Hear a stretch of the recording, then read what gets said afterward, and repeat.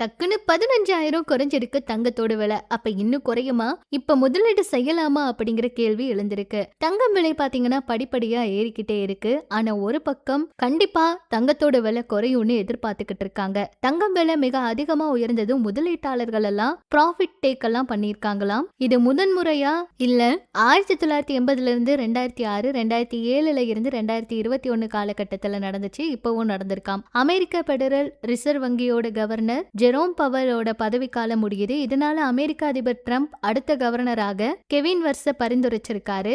இவரு அனுபவம் வாய்ந்தவர். அமெரிக்க பொருளாதாரத்திற்கு வேண்டியதை செய்வார்னு எதிர்பார்ப்பு இருக்கு. அதனால அமெரிக்கா டாலரோட மதிப்பு வலிவடங்க தொடங்கி இருக்கு. இதுதான் இப்ப தங்கம் வெள்ளி விலை சரிவுக்கு காரணமான்னு கேட்டிருக்காங்க. இந்த சரிவு தொடருமா அப்படிங்கிற மாதிரியும் கேட்டிருக்காங்க. அமெரிக்க டாலர் வலுவடைய தொடங்கி இருக்கிறத தாண்டி ஈரானை நோக்கி அமெரிக்க கப்பல் படை செல்வது, ரஷ்யா உக்ரைன் போர், உலக அளவிலான பொருளாதார வளர்ச்சி, அமெரிக்க வரி விதிப்பு, இப்படி பெரிய பாசிட்டிவான செய்தி எதுவுமே இல்ல.